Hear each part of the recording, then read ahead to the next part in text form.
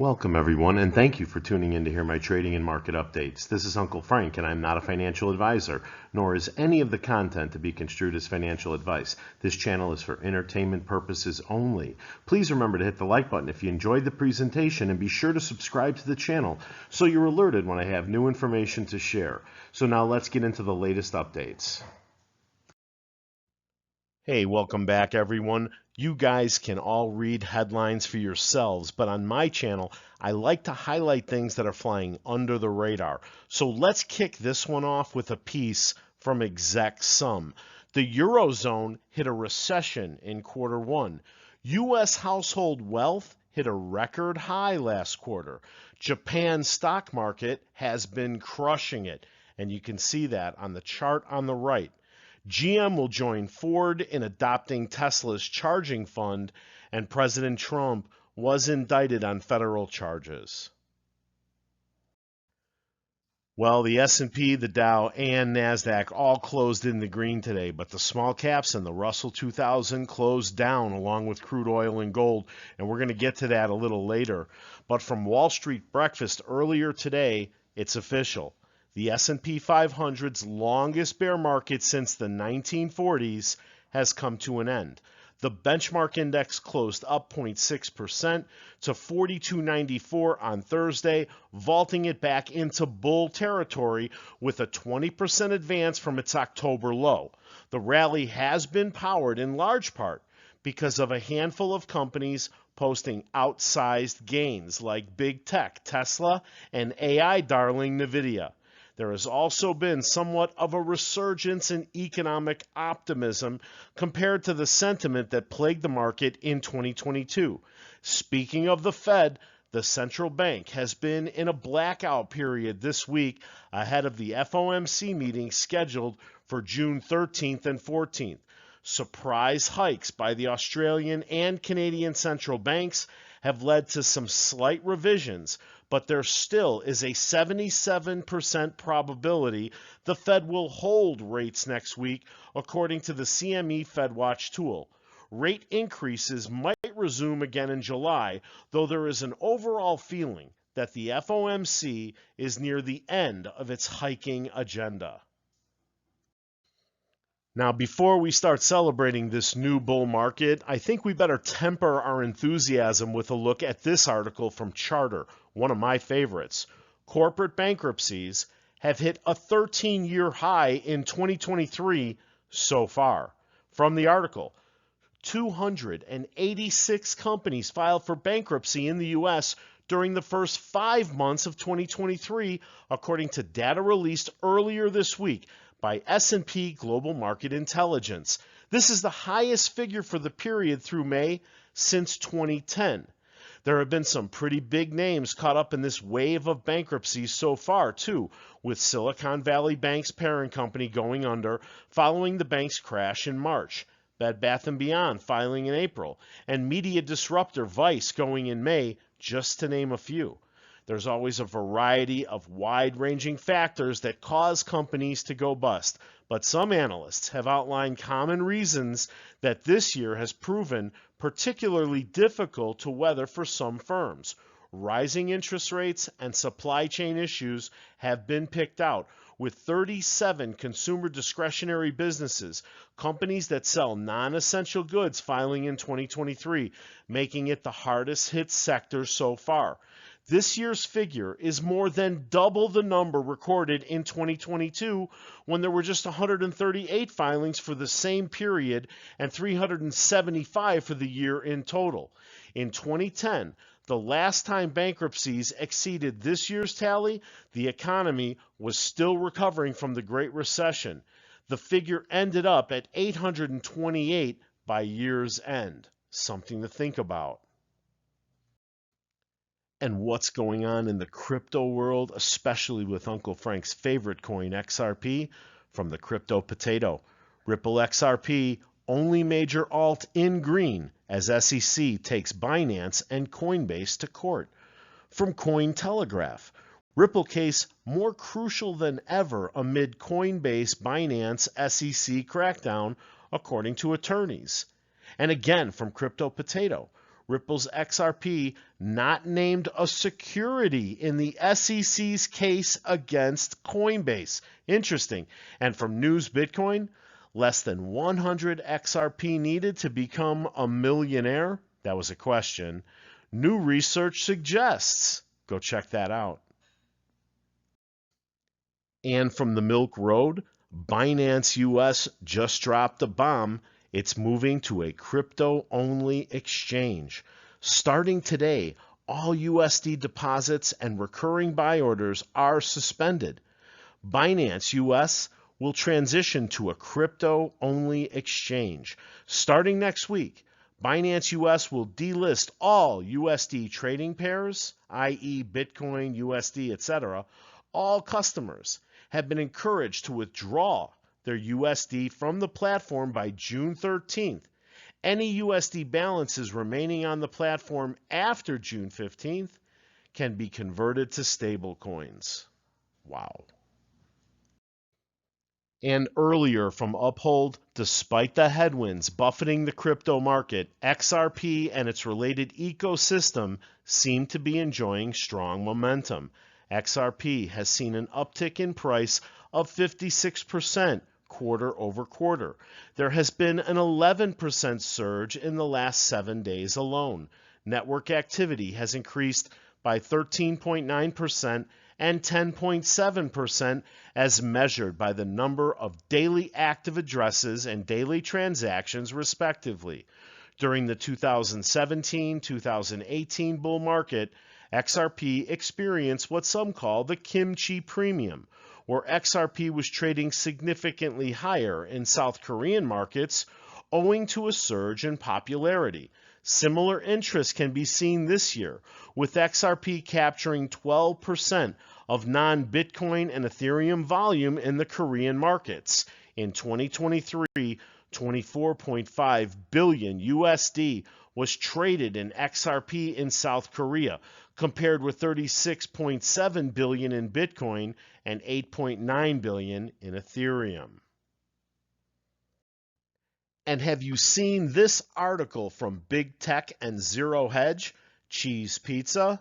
Meta's Instagram facilitated massive pedophile network. From Thursday, a comprehensive investigation by the Wall Street Journal and the Stanford Internet Observatory reveals that Meta-owned Instagram has been home to an organized and massive network of pedophiles. From the article, what separates this case from most is that Instagram's own algorithms were promoting pedophile content to other pedophiles, while the pedos themselves use coded emojis, such as a picture of a map or a slice of cheese pizza. You see, Instagram connects pedophiles and guides them to content sellers via recommendation systems that excel at linking those who share niche interests. The journal and the academic researchers found. Wow, we're so proud of you, Mark. Haven't I told you guys again and again that the predatory short hedge funds don't always win? In a recent article from Markets Insider, stock traders betting against used car dealer Carvana have lost more than $1 billion this year. According to Bloomberg, short positions, which make up around 56% of the Arizona-based company's outstanding shares, have racked up losses amounting to $1.04 billion so far in 2023 per S3 Partners. The setback to short sellers arises from Carvana's staggering stock market performance. The shares have surged about 422% this year, buoyed by the company's cost-cutting measures in response to the Fed Reserve's aggressive interest rate increases. On Thursday alone, the stock of the e-commerce company for buying and selling used vehicles jumped 56% after it revised upward its second quarter results to exceed Wall Street forecasts. You know, there's another company that might be revising its second quarter results up too. Stay tuned. Now, you know I will never tell you to buy, sell, or hold any security or cryptocurrency, but I am a Mullen victim myself. But guys, at the end of the day, this is a penny stock. In penny stock trading, you're going to have to kiss a lot of frogs to find a prince. Having said that, I believe Mullen is a prince. I believe the odds of making a successful automobile manufacturer to compete with the big three in the United States the way Tesla did are staggeringly against you. However, this company has good technology, a great battery, great range, and great products. And guess what? They are actually bringing their product to the market and making sales. Now, today I found out that their CEO is just like the AMC CEO. He loves to sell stock. And I think David sold 4.7 million shares of Mullen. Now, there is something to look forward to. All right. According to this article in Investor Place, Mullen Automotive will have to wait until June 12th to receive $45 million from an existing securities purchase agreement. The company had previously agreed to issue Series D preferred stock and warrants in exchange for the capital. Mullen stock is down by more than 80% year to date. Look, here's the thing. If these guys get a big contract, if these guys make some significant sales, I think that this stock will recover. And I have more news. Now, of all the stocks listed on the NASDAQ, there are only 15 that are on the Reg SHO threshold list, and Mullen is one of them. I'm going to continue to hold to see what happens next. Not investment advice, and I am not an investment advisor. Now, if you've held AMC as long as I have, you're used to having really great news come out of the company only to get pissed on by the financial media. And this article is no different from Simply Wall Street. Headline: little excitement around AMC Entertainment Holdings revenues. But there is something really fascinating here. From the article, you may think that with a price to sales ratio of 0.6x, AMC Entertainment is a stock worth checking out, seeing as almost half of all the entertainment companies in the United States have PS ratios greater than 1.3x, and even PS ratios higher than 4x aren't out of the ordinary, although it's not wise to just take the price-earnings ratio at face value, as there may be an explanation why it's limited. And he's right. But guys, I've got news for you. Wait till you see the price to sales ratio after the second quarter. All right, now let's break it all down from the Hollywood Handle. Transformers: Rise of the Beast debuts with a perfect 100% audience score on Rotten Tomatoes. You know what, Rotten Tomatoes? I don't even look at your score. All I care about is what the audience thinks. As you guys know, I attended the early access fan event for the movie Transformers: Rise of the Beasts on June 7th. There was only one showing for Transformers. It was at 7 p.m. By the time I got to the theater, the place was packed.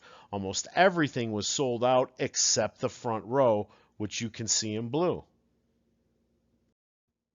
And Uncle Frank scored 2 patches, 2 posters, and a Transformers popcorn bucket for his collection. Now, guys, Transformers opens tonight, and I need you to get out there and support this film, and Variety will tell you why.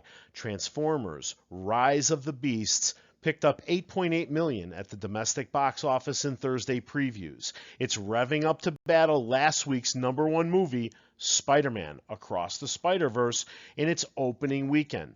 Paramount and Skydance's Rise of the Beasts is looking to bring in 50 to 60 million this weekend, but its box office wheels may get caught in the web of Across the Spider-Verse, which is aiming for 45 to 55 million in its sophomore outing or its second weekend.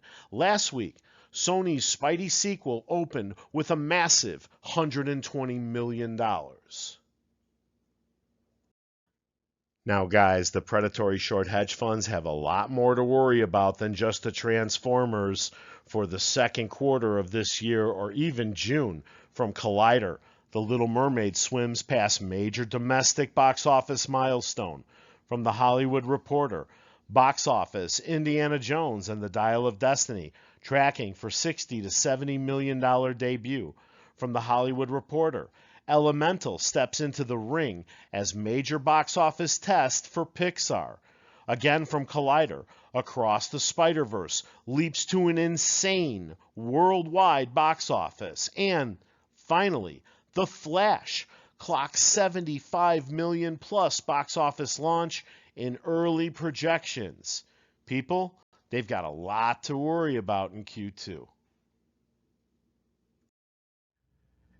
Hey, I want to thank you for watching, and please remember to hit the like button after this slide if you enjoyed the presentation. Subscribe to the channel and set the alert so you're notified when I have new information to share. See you at the bell.